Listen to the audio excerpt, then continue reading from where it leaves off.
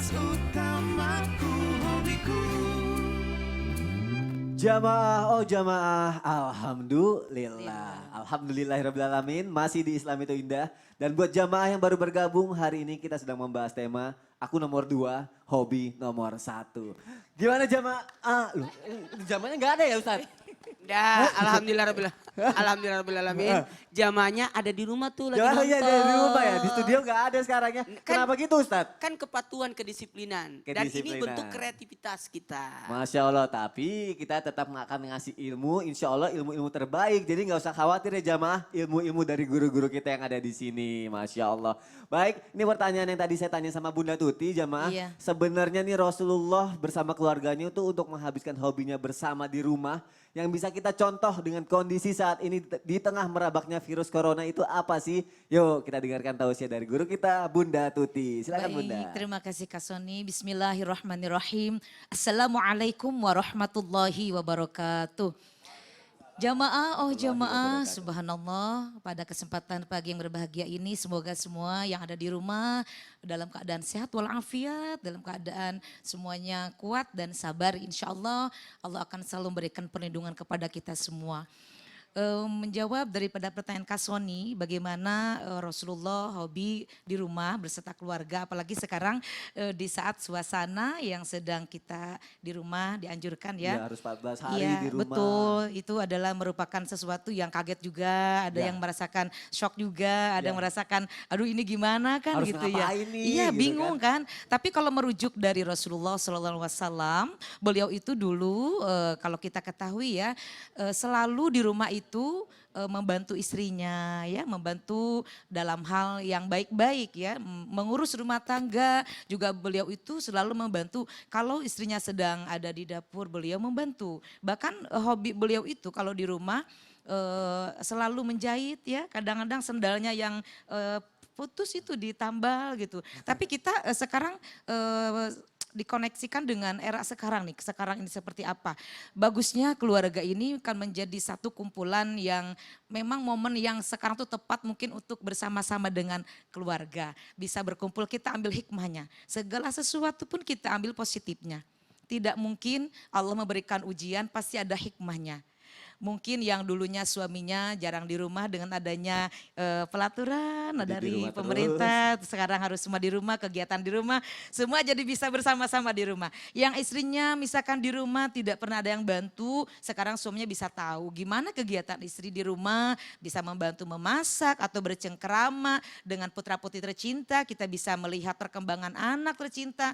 Dan hobi yang paling bagus itu adalah memang hobi kita bercanda atau bercengkrama dengan istri tuh bisa kita tingkatkan lagi, diulang lagi. Kenapa? Karena kedekatan kita dengan keluarga itu kadang-kadang susah untuk kita dapatkan. Nah ini adalah momen bukan berarti kita ini mengeluh ya, dan pasti itu akan ada cinta lebih lagi dibanding dengan kemarin-kemarin yang mungkin jarang di rumah gitu ya. Nah hobi yang bisa dilakukan kalau yang punya tanaman kan bisa tuh untuk menanam tanaman ya. Kalau misalkan hobinya untuk memasak bisa masak bersama-sama, ajak anak. Kalau misalkan anaknya sekarang sedang ada pekerjaan rumah, ada PR, ayahnya sedang mengerjakan tugas Bisa kantor di dibantuin. rumah atau ibunya sedang mengerjakan tugas kantor, kan bisa saling bantu, bisa saling gantian. Tapi kita bisa fokus untuk bersama-sama putra-putri tercinta. Dan hobi yang lain misalkan kalau misalkan kita ini yang dulu kan ada hobi yang tidak bisa kita aplikasikan. Sekarang bisa diaplikasikan seperti tadi kalau ada binatang ya, kalau misalkan ada piaraan kan kita bisa melihat perkembangannya juga gitu. Tapi lebih bagus lagi hobi yang positif adalah kita bisa untuk melanjutkan tadarus Al-Quran. Masya Allah. Bisa melaksanakan sholat duha bersama-sama, suaminya bisa membimbing istrinya, bisa merasakan sholat berjamaah lagi di rumah. Kan itu bukannya hobi tetapi memang momen yang bisa dijadikan sebagai tempat untuk kita kembali, merajut kembali kebahagiaan. Jadi kita kalau misalkan seperti ini kita terlalu panik juga kan tidak boleh, Nggak boleh ya. panik, ya. Nah ini kita ambil positifnya, terus positif, pasti akan ada hikmahnya. Masya Allah. Hobi kan ambil banyak kan ya. positifnya Bunda ya. Iya betul, Dan apalagi insya Allah ada hikmah di balik semua banyak ini. pasti, insya Allah kita Jadi, sabar. Sabar tapi bukan berarti kita tidak ada aktivitas. Masya Sabar Allah. bertahan tapi kita juga berpikir kreatif. Karena kalau misalkan kita stop semua kegiatan, kita juga kan nggak bisa beraktivitas. Ada imbasnya juga, ada menjadikan kita Masya aduh Allah. gimana. Apalagi tapi, kalau aktivitas kita sama keluarga malah dapat pahala juga. Kita ngaji bersama, sholat Iya, bersama, betul. Masya Allah. Saya rasakan. Kenapa, Anak Ustadz? saya bolak-balik ketemu saya, pas lihat saya cium lagi, pergi lagi, cium lagi. Kan saya rasa mereka senang Alhamdulillah. karena saya ada di rumah ya. Oh, Amin. jadi kesempatan untuk nyayangin abahnya tuh banyak ya Ustadz ya. Masya Allah. Insya Allah. Tapi tenang jamaah, insya Allah seperti yang kata Bunda Tuti, semua ini ada hikmahnya dan semoga semuanya akan kembali normal seperti sedia kala. Amin ya robbal Amin, ya alamin. Allah, ya Rabbal Nah sekarang saya mau nanya sama Abi Maki. Ya, bismillah. Abi, ini pertanyaan dari saudara aku yang tinggal di Jonggol. Ini dari Iya. temennya di Mampang, nitip pertanyaan tuh tinggal di Condet dia. Masya Allah. Jadi kayaknya panjang gitu ya runtutannya ya Bi ya. Abi, sebenarnya ini apabila suami atau istri itu sampai melupakan pasangannya gara-gara hobi, apa hukumnya berdosa? Terus kalau hobinya ternyata dalam kebaikan terus diprotes pasangannya, apa tetap berdosa Abi? Nah mohon Iya, penjelasannya Abi Masya Maki. Allah. Bismillahirrahmanirrahim. Subhanallah, Maha Suci Allah yang telah memberikan kenikmatan kepada kita seluruhnya. Semoga seperti ini Allah kumpulkan kita di sini, seperti ini juga kelak Allah kumpulkan kita di sorganya. Juga para pemirsa yang menyaksikan kita semuanya. Usikum wa iyaya nafsi bitaqwallah. Jika ada seseorang punya hobi, lalu hobi itu ternyata melupakan keluarganya, apakah jelas berdosa? Pasti berdosa. Iya, karena yang namanya keluarga ini adalah sesuatu hal yang dikatakan dalam Rasulullah SAW kalimatnya, akhadtumuhunna bil amanah. Kalian mengambil istrimu menjadi istrimu itu adalah diambil karena amanah. Amanah pada Allah Subhanahu. Ini adalah amanah. Jadi suami adalah amanah, istri juga adalah amanah. Maka tolong pegang baik-baik karena ini adalah amanah. Ini pertama ya, berarti jelas berdosa.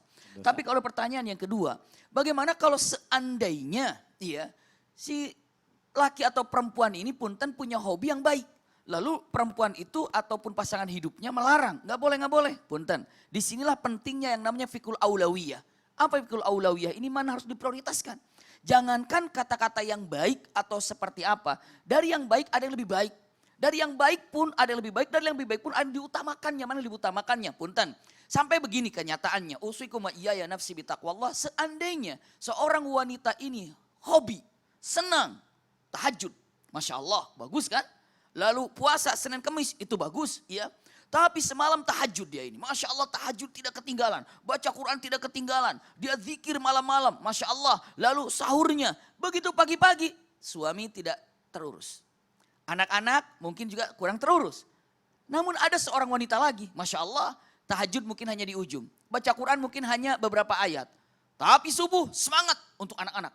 Semangat untuk siapa? Untuk istrinya atau untuk suaminya. Punten, semangat untuk keluarganya. Maka pastikan wanita nomor 2 ini lebih indah daripada nomor pertama. Kenapa? Kenapa? Karena wanita yang pertama ini kadang-kadang ini saya sampaikan usikum wa iyaya nafsi bitaqwallah. Melalui mimbar Islam itu indah. Kami sampaikan hati-hati dengan ibadah namanya apa? Huwiyah. Ibadah huwiyah itu mengejar hawa nafsu. Mengejar hawa nafsu dikejar. Punten misalnya ada larangan dari berbagai macam. Baik itu mungkin dari MUI-nya atau para ulama mengatakan. Tolong ini adalah untuk menyelamatkan umat. Jangan dulu berkumpul-kumpul walaupun bentuknya apa. Tapi kan ada yang bilang mengatakan. Nggak apa ini kajian kan. Ini kan itu. Ini kan ini. Ini punten. Ditakutkan itu adalah ibadah hawa nafsu, ibadah huwiyah yang membuat kita ini yang dikedepankannya itu adalah nafsunya. Begitu ya. Maka kadang-kadang kita ini terjebak dalam satu ibadah huwiyah. Kadang-kadang kenapa mama melarang saya untuk puasa Senin Kemis? Kenapa bapak melarang saya melaksanakan Senin Kemis? Kenapa? Itu kelihatan hobi sesuatu yang baik.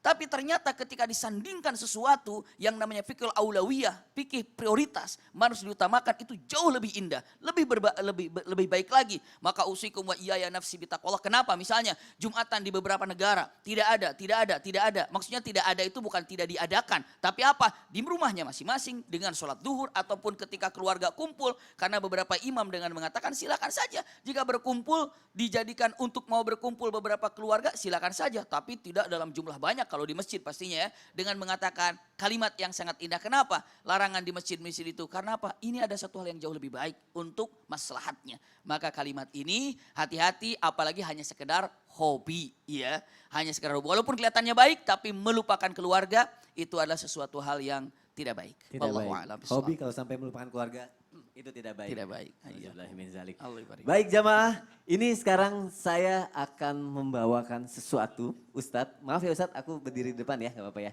Ini segmen yang ditunggu-tunggu nih sama jamaah yang ada di rumah. Segmen Tanya Dong Ustadz, Masya Allah.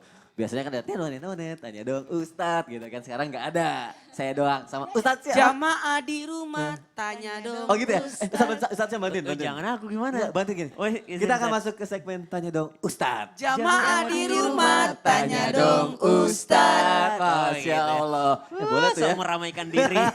Biar heboh. Masya Allah kita semangat pagi hari ini belajar.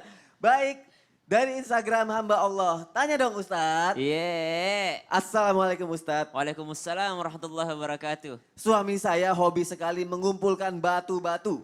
Batu-batu. Batu-batu. Oke. Cincin-cincin dibilangnya nih barang bukan sembarang barang. Mantap. Karena ada isinya. Apa Dan ada yang nunggu di dalam batunya. Waduh gak ada ruang tunggu tempat lain. Apa di dalam batu nunggu. Suatu hari tuh cincin ada yang saya jual Ustadz. Karena saya jadi gak dikasih uang belanja. Gara-gara suami beli batu cincin terus.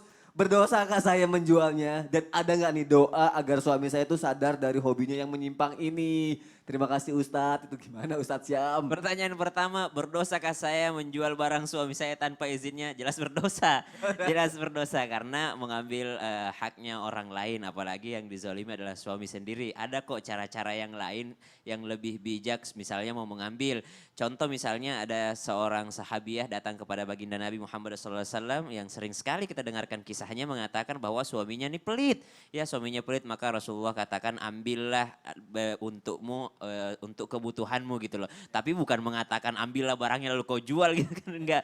Tapi ambillah untuk yang sesuai dengan kebutuhanmu dan sesuai dengan kebutuhan anak-anakmu. Yang kedua bagaimana cara menyadarkannya dari hobinya yang menyimpang. Selalu mungkin di dalam benaknya suami itu yang ada di dalam benaknya ar-rijalu qawwamuna 'alan nisa. Laki-laki itu imam bagi wanita. Enggak ada ceritanya makmum ngingetin imam. Adanya itu imam ngingetin makmum. Kau diam saja. Tahu apa kau? Egois dong ya. Itu yang ada di benaknya. Jadi selalu merasa salah kalau misalnya kita yang ceramahi, misalnya suami ini maaf bukan bermaksud menggurui ataupun menceramahi. Maka yang paling bagus adalah setelah nonton video ini, setelah nonton Islam itu Indah, rekam, ambil di YouTube, lalu sampaikan kepada suami. Sampaikan bahwasanya mempercayai batu cincin, mempercayai hal-hal semacam itu adalah bagian daripada kemusyrikan dan dosa musyrik. Innallaha la yaghfiru ay yushraka bihi wa yaghfiru ma duna dzalika liman yasha. Allah tidak pernah sekali-sekali akan mengampuni dosa kesyirikan. Ambil tadi bagian itu ya, kasih Ambil lihat yang ke suami. bagian itu ya, kasih tahu kalau itu syirik Ya, ya. betul. Dan Allah Terus, tidak akan mengampuni ya, dosa betul. syirik. Ya. Masya Allah. Terima kasih Ustaz Syam. Pertanyaan selanjutnya ini dari Instagram @danistu8. Dan itu 8. Assalamualaikum Ustadz. Waalaikumsalam warahmatullahi wabarakatuh. Tanya dong Ustadz. Iya. Ustadz saya saat ini selalu terbayang-bayang wajah wanita yang satu kelas sama saya. Saya jadinya semangat beraktivitas kalau ngebayangin dia. Apakah wajah wanita yang selalu terbayang-bayang ini menandakan saya terkena virus cinta Ustadz? Dosa gak nih saya selalu terbayang-bayang wajahnya di pikiran saya. Mohon pencerahannya Ustadz. Tapi ini benar loh Ustadz. Dulu saya waktu pertama kali kenal sama istri tuh. Virus tahu nggak?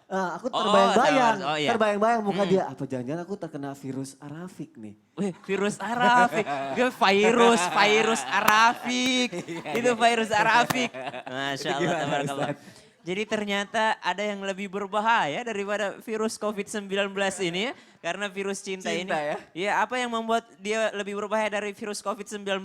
Kalau COVID-19 kata pemerintah kita social distancing, kita tinggal di rumah. Tapi karena ada virus yang lebih berbahaya, virus cinta dalam nggak tahan dia kalau nggak ketemu. Maka dia keluar dari rumahnya. Waduh. Diajakin nonton, diajakin makan bareng. Padahal udah dilarang sama pemerintah, padahal udah disuruh social distancing, disuruh di rumah. Masya Allah, tabarakallah. Maka hal-hal seperti ini kalau misalnya sudah mengganggu aktivitas, maka tidak boleh. Kemudian sudah mendekati sesuatu yang haram, maka ma'adzallah, kita berlindung kepada Allah Subhanahu wa taala karena mendekati sesuatu yang haram. Wala taqrabuz zina innahu kana fahisyatan wa sa'a sabila. Cara untuk menghilangkan virusnya satu-satunya cara adalah halalkan. Halalkan, itu paling penting, Iya, Masya halalkan Allah. atau tinggalkan. Tapi kan udah masuk virusnya nih, susah. Vaksinnya cuma satu, vaksinnya cuma halalkan tadi. Oh, iya. iya benar. Kita bisa menghalanginya dengan cara apa? Kalau misalnya memang mau benar-benar meninggalkan atau menghilangkan supaya nggak terganggu lagi, bilang baik-baik, saya tidak bisa lagi berhubungan, saya akan blok semua sosial media kamu supaya saya setiap kali melihat wajahmu karena selalu terbayang-bayang nih belajarnya nggak fokus, ibadahnya nggak fokus. Ya bro, kita kan masih muda juga Masih bro, muda ya. masih pernah Jadi berarti merasakan salah satu juga. caranya itu ya. Iya, kalau misalnya sudah mulai terganggu dan tidak ada niat untuk maju melangkah ke jenjang yang lebih serius untuk menghalalkannya, mending dihilangkan dengan cara apa? Social distancing. Social distancing. Social distancing lagi. Berarti banyak hal Ya, ya. di lockdown aja udah. Lockdown. Aja udah. Kuncinya kalau udah kena virus cinta, halalkan atau Tinggalkan. Masya Allah. Terima kasih loh Ustaz Sama-sama, Syam. Mas Sony. Terima kasih jamaah yang sudah mengirimkan pertanyaannya ke Islam itu Indah. Mungkin kalau sekarang belum dijawab, insya Allah besok Insya Allah akan dijawab besok. ya. Mudah-mudahan jamaah yang di rumah merasakan kehebohan kita yang sepi. Masya Allah, insya Allah akan sampai apa yang kita salurkan energinya. Jadi jamaah jangan kemana-mana, kita akan lanjutkan lagi pembahasan kita. Temanya apa Ustadz? Aku nomor 2, hobi nomor 1. Tetap di Islam itu Indah. Jamaah, oh jamaah. Alhamdulillah. Hobiku cintaimu, kau nomor 1 untukku, prioritas utamaku. Hobiku